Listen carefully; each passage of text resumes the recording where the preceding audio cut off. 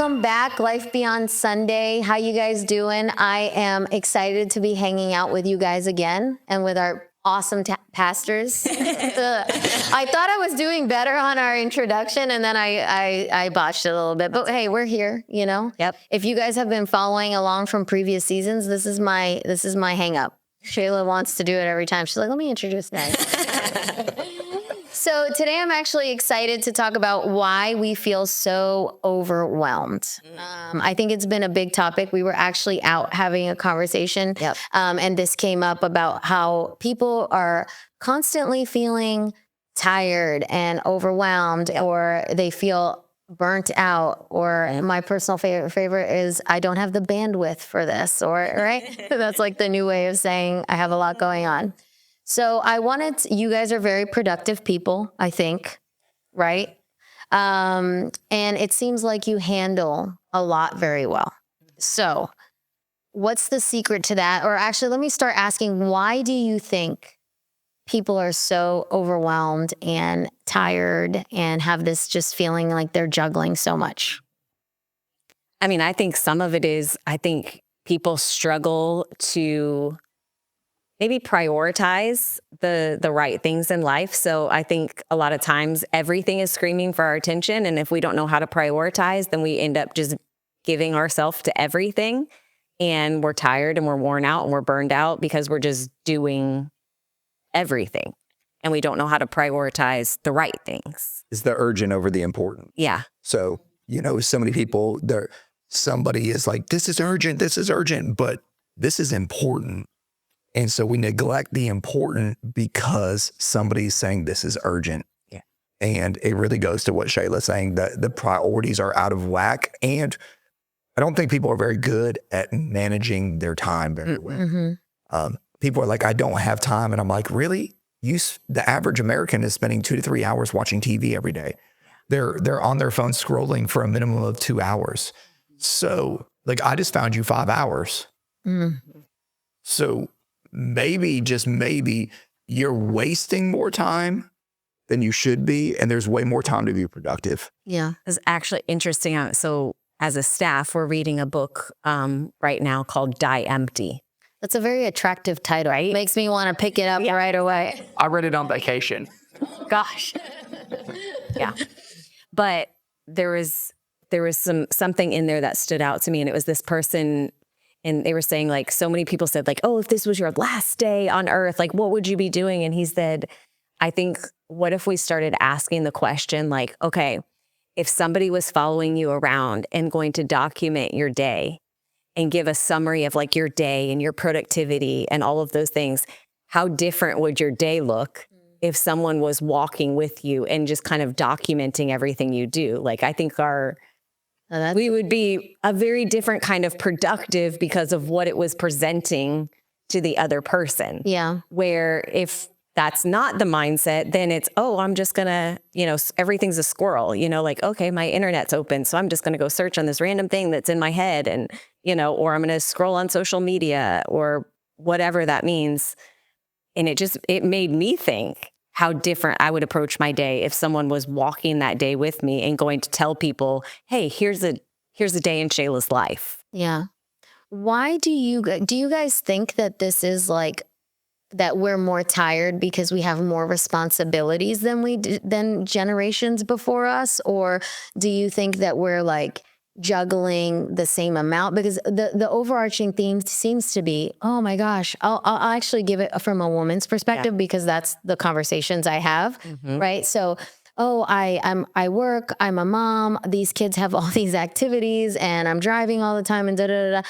And so sometimes it's like, oh, back in the day, moms used to get to stay home with the kids. So they probably had more time than we did. I'm sure men have a similar type of scenario that they might vent about. I just know a woman's perspective. So do you think it's something that's relative to this generation, or do you think it's something else? I actually think that a lot of the problems that people have today, I think it's this generation isn't having any more work, or we just have more options today. And so what people are doing is they're just optioning themselves to death. Like, you don't have to have your child in every sport. You don't have to have every kid playing in every season. But so many parents and moms or dads are trying to go, man, I want to give my child everything I didn't have, every opportunity I didn't have it. But what we fail to realize is that you not having some of those opportunities actually made you the man or the woman you are today. And you're actually, the struggle that you're not allowing them to have, and the stress that you're putting on yourself trying to, And probably them. and then of trying to keep up with everything, keep up with the Joneses is actually, that's exhausting. But those are not necessities. Those are choices that people are making. And I would say the previous generations, let's just go back to the early 1900s. Like, let's go 100 years ago. Their day was hard because if they didn't do that day, they didn't eat, they didn't survive. Today, it's hard because we want luxury. Yeah. And so we've got to be real honest when we're like, oh my gosh, I'm stressed. Well, we're in air-conditioned rooms with, We have dishwashers for fry.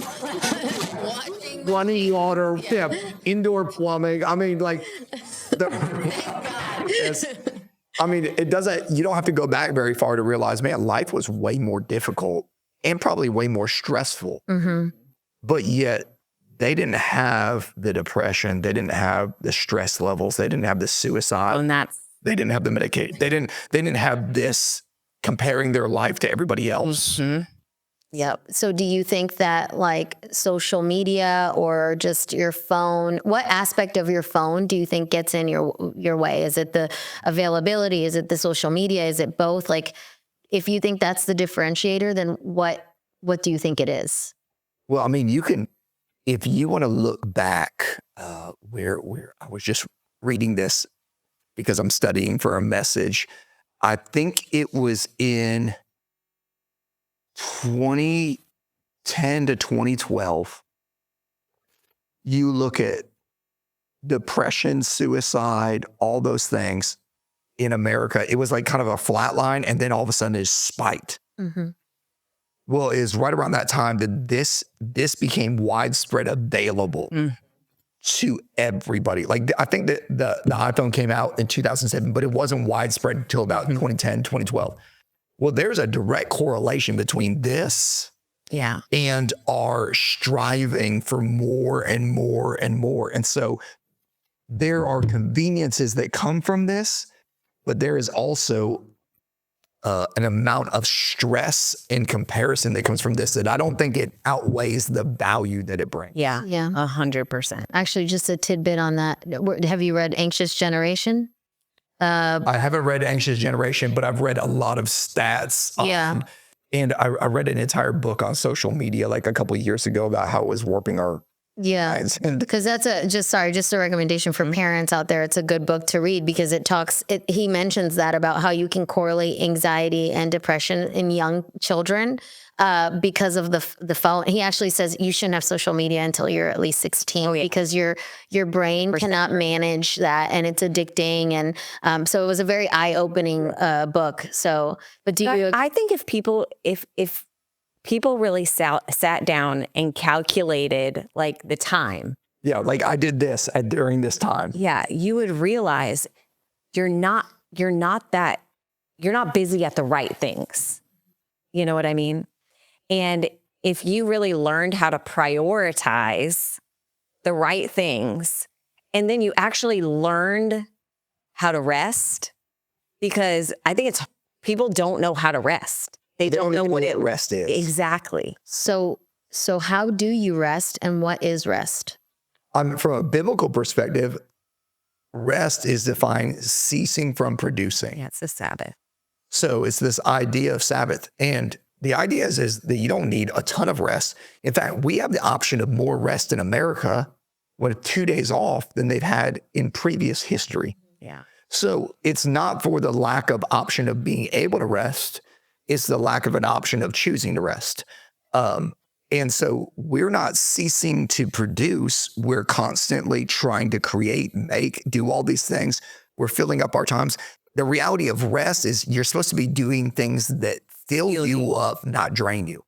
So like a Saturday at the ball fields, running, trying to shuffle your kids from place to place to place to place. Maybe to that's place. rest for people. Maybe that is rest, but I'm going to guess that isn't What rest. people? No, I'm kidding. That's stress, right? Like that's not filling you, that's draining you. So like it's one of the reasons why they put church on Sunday as a day. It's one of the reasons why there was nothing open. Why would you go to church on Sunday morning? Why? Because it's supposed to fill you up.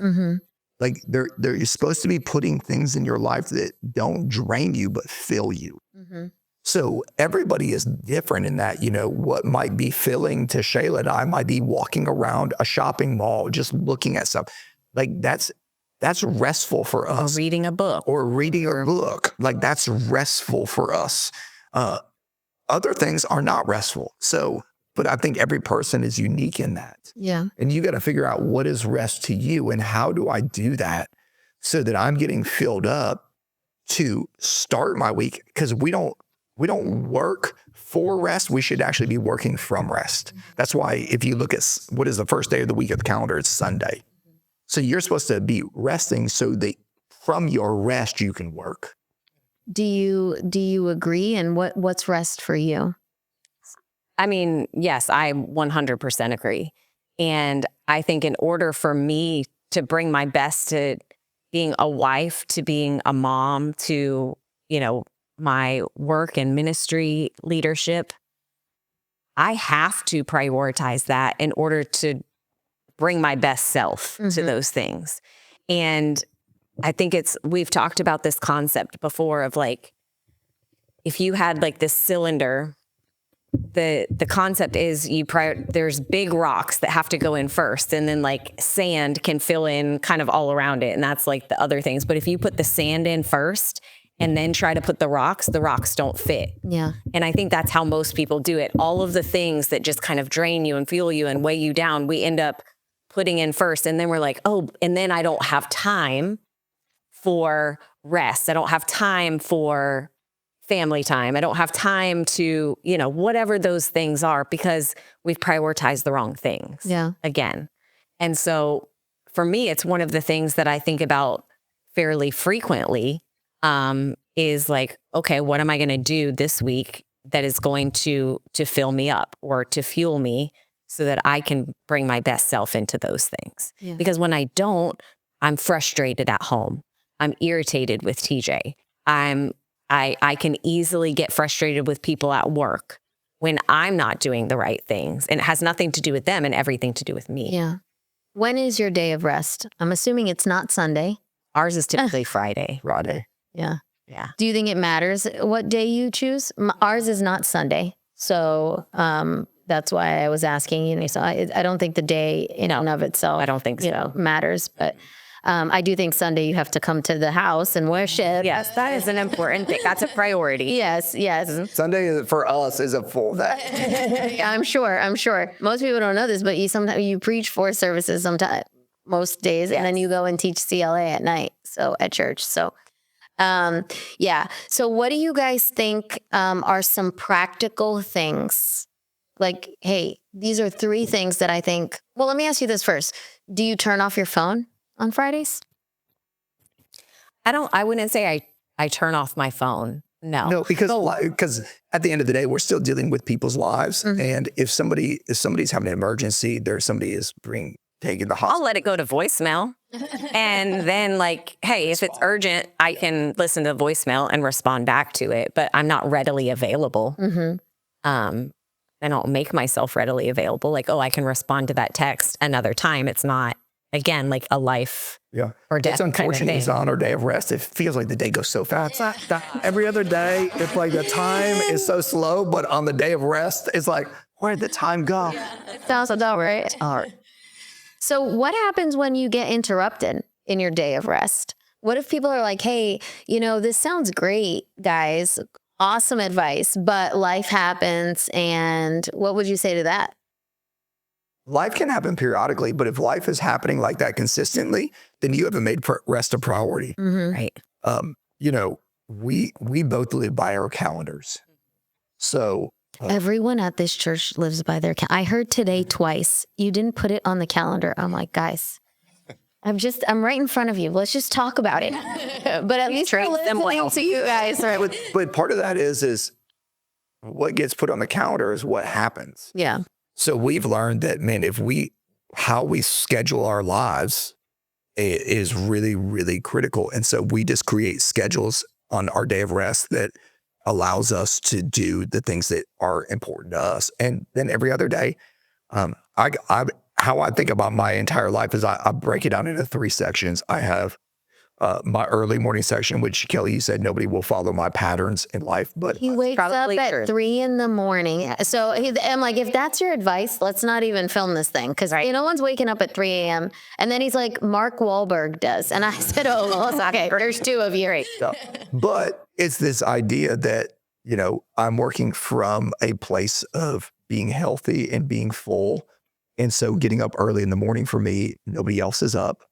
Shayla wakes up at 4 a.m. So from 3 to 4 a.m. is a period where I can spend completely with God. She gets up at about 4:30. Typically, we'll go work out together. We have a gym in our garage. After we get done working out, she'll go get ready or whatever. I typically sauna.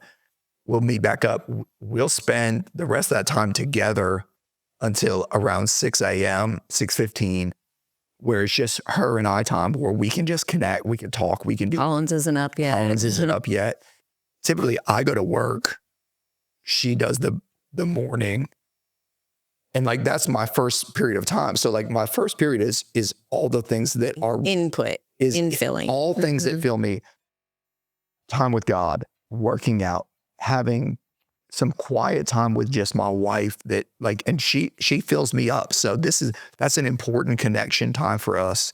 The next part of my day is work. So like from 6 to 3 o'clock, ideally I would pick Collins up from school. That doesn't always happen. Well, if you're listening online, if you're listening and not watching, we got a little bit of a face from Shayla, just so that everybody knows the goal. That's the goal. So you do it. That's the intent. Put it on the calendar. Put the pickup on the calendar. We do pick, like it switches back. The days that I can do it, I put it on the calendar. We'll hash this one out in another episode. But then from like 3, because we pick her up typically right around 3:30. So from 3:30 to 6:30 is time with Collins. Like, because she's going to go to bed. And then afterwards, it's either time with us or something we have to do that night. Or go to bed early. Yeah. I think that's the other thing is like, man, we're pretty regimented in that aspect. Like we're trying to get 7 hours minimum of sleep every night. And you'd be amazed at the amount of studies that talk about just getting enough sleep at night, what it will do for your psychology, what it will do for your energy. And I think people are burning the candle at both ends. Yep. And what they think is, oh, I'm going to work late because I'm going to be more productive. But your productivity, it dwindles. Like what should only take you 15 minutes will take you an hour at night. Mm-hmm. So why waste that time? Man, get the rest, come back fresh in the morning, crush it in the morning. It's just way more productive. Yeah. I actually had this challenge that you said, the typical American spends 2 to 3 hours watching TV. And I would say, I don't have time. And then I would like to watch TV at night to unwind. I would say, I'm just unwinding. I deserve this. And it's totally, totally fair. I always say like, whatever if that's something, as long as you're not being completely watching complete trash, I think if that's something that, allows you to rest, then do it. But I realized like that I ended up staying up late because it was the only time that I had to do that. So what I did was I actually cut out TV during the week. So now I don't watch television during the week at all so that I can sleep early. And you'd be amazed how quickly you can fall asleep when you pick up a book. Yes.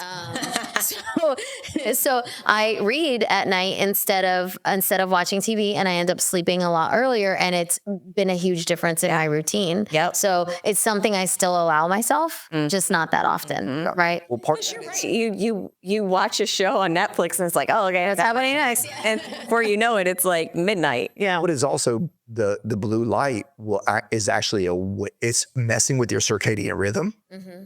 And now we're just getting technical. Yeah, don't get bright lights in our bedroom to make sure that I'm like, He only the biohacking. He's doing all of it. And Shayla's like, just turn off the light. And Losing earning, I was like patient, and I read this book called Peak Performance, and I was like, babe, I want to implement this and this and this. And she's like, you just don't want to have any fun in life. I'm like, I'm just trying to be as productive as I can with what I'm. Shayla's like, TJ, life. It's okay. I'm calling.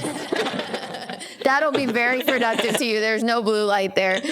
So what is something that you keep in your routine that helps you make sure that because I think what TJ was saying is, hey, I'm not doing this once a week. I'm doing this daily too. So I have it once a week in a long stretch, but I'm also doing it daily. Is there something that you do different than him, or do you follow somewhat of the same routine? I mean, I have a very similar routine in the morning where I'm getting up, I'm reading my Bible, I'm praying, I'm working out, we're spending time together. And then I'm getting Collins ready and taking her to school and, that kind of stuff. But that has always been just kind of my rhythm from when I, for 20 years probably. Yeah. And it has always served me so well. And then on Fridays, which is our Sabbath, essentially, we just don't schedule anything on Fridays. For our staff too, unless they're like something's burning, There's a freedom conference. or there's a freedom conference, we're not reaching out to people on their days off. We want them to learn to prioritize rest and, those And I think it's important too, just as a church, I don't know how many people know this, but sometimes when we do have like big events that the staff is here all week, it's very nice to know that you guys also allow a day, like you'll do a Monday off, like if they're here for Freedom Conference and all this stuff. Okay, Friday's your usual day off, so now you take Monday off. Majority of the time, we tell them to flex their schedules. Yeah, they can. Yeah. I just think it's important for people to know that as like organizationally, you guys are also following these principles as well. And let me ask you, what do you think of the most, I think one of the most popular phrases I hear is like, oh, work-life balance. What do you guys think of that? I share that feeling. So let's say this should have been a different totally podcast because you're to take out. Yeah. Let's go there.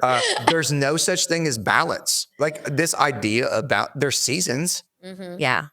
If you think your life is going to be balanced, that is stressful because it's impossible to do. Mm-hmm. So you're going to have seasons where it's really busy. Then you're going to have seasons where it's less. And I mean, we experience that in the church world.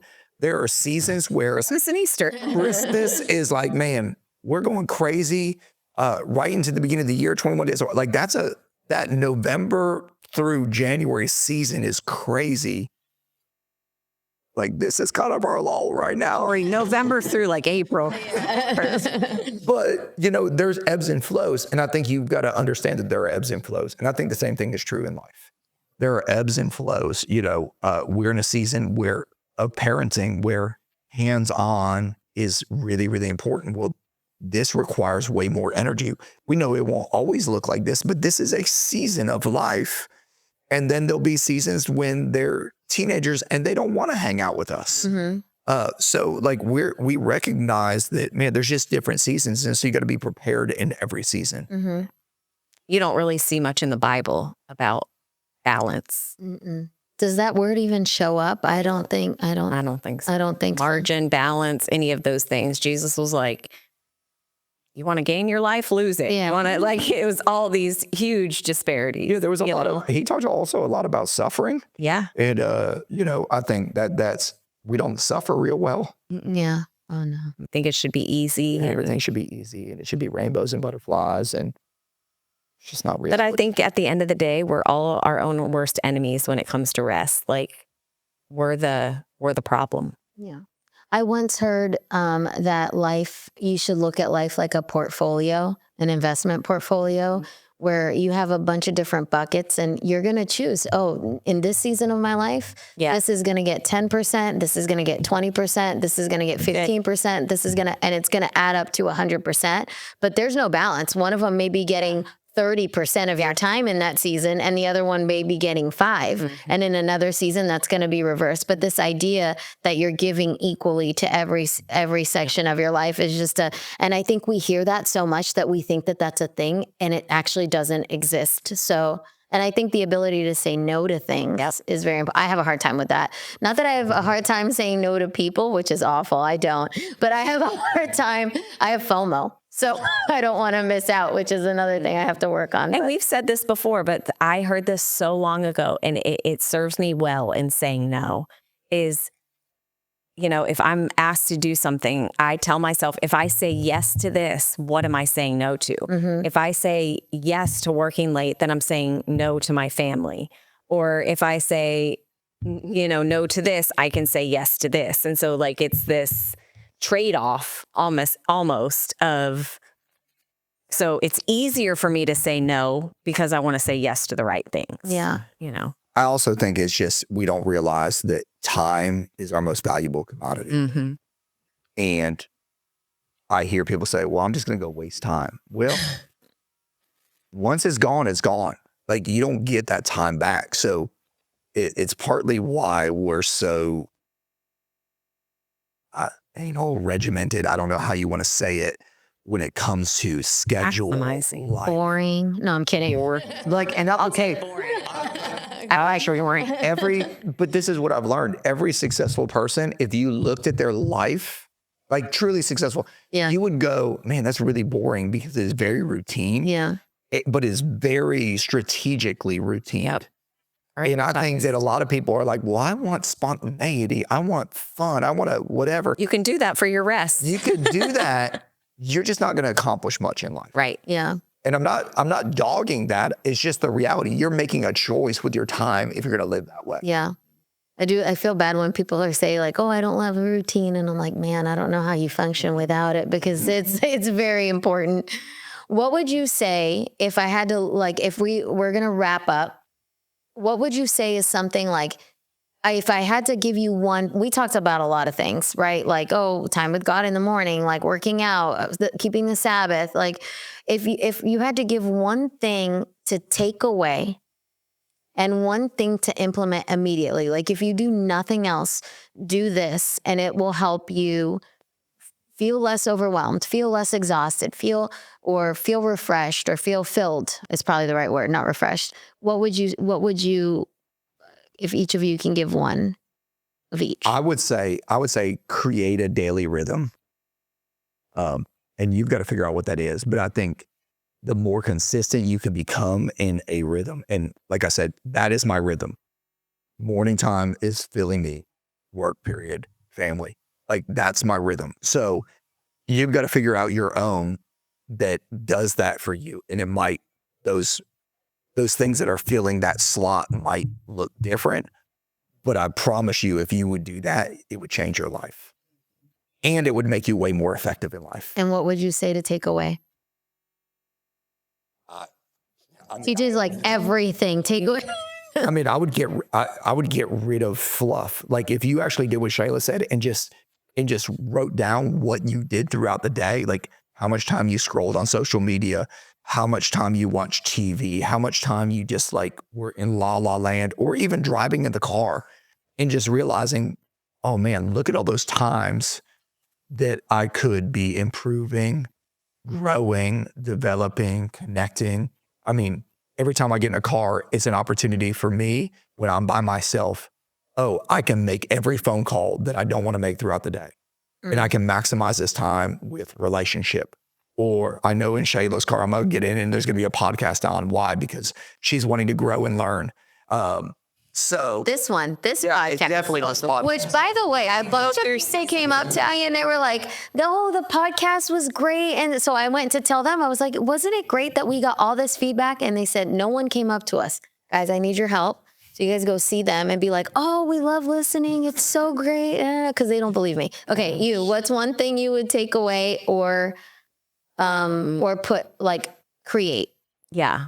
So, I mean, mine is going to be similar to TJ's, but I think people lack discipline, you know, to put the right things in their life. And so it would be figuring out what disciplines are missing that maybe you need in your life that could serve you better. And I actually love your analogy of the buckets. And if you could just sit down and, you know, do an exercise of like, what percentage of my time do I need to get in these things?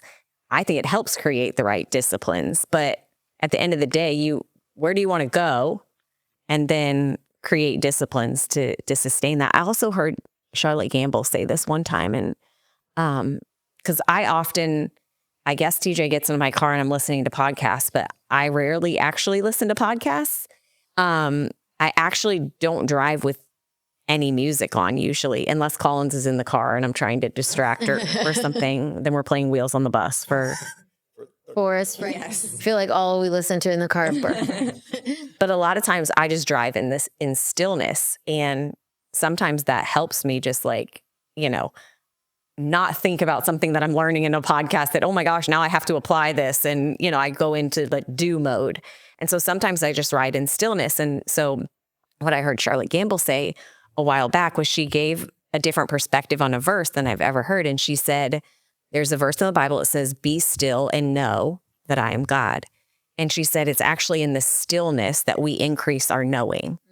And I started thinking to myself in those moments where I am still, it is a little bit more refreshing because I can just sit and I don't have to, be doing anything.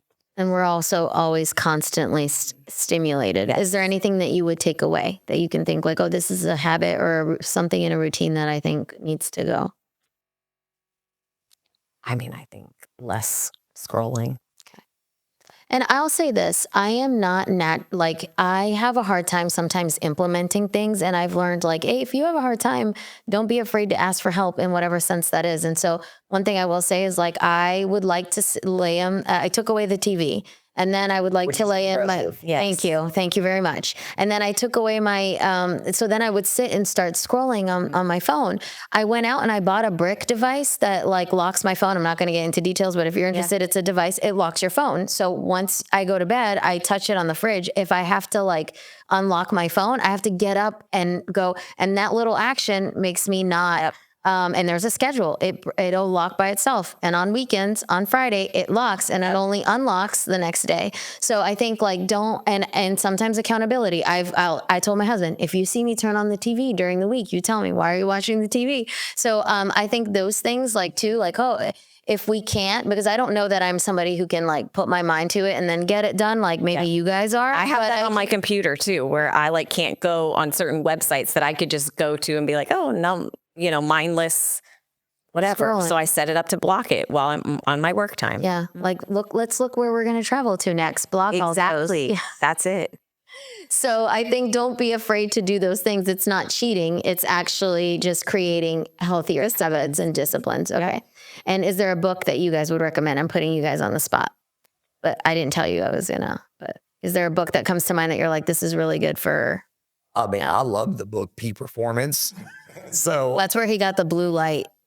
No, I'm just a nerd. So I've looked at all that kind of stuff. I mean, the Die Empty is a great book. Deep Work by Cal Newport is a great book. I mean, if you really want to get good at scheduling, the Full Focus Planner is a great. It is great. So it's because she recommended it to me. I use it and she doesn't. So I'm like, Kelly, I really think you need this. She's like, oh my gosh. I gave her a bunch of them and she's like, Sheila, this is great. And she asked me a question. I was like, I don't know. I don't use it. So I do now. It came from her and she doesn't. But yes, great. That's a great thing.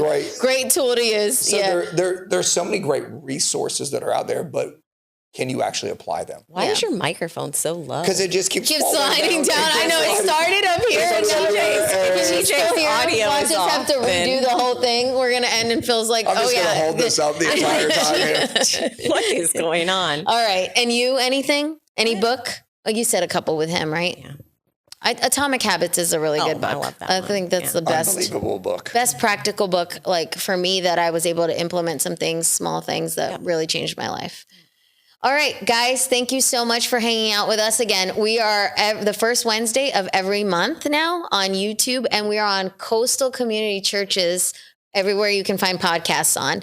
And if you guys don't subscribe, it would be a huge help if you hopped over to Coastal's page, subscribed there, and also subscribed on wherever you listen to podcasts. Thank you guys, and we will see you next month.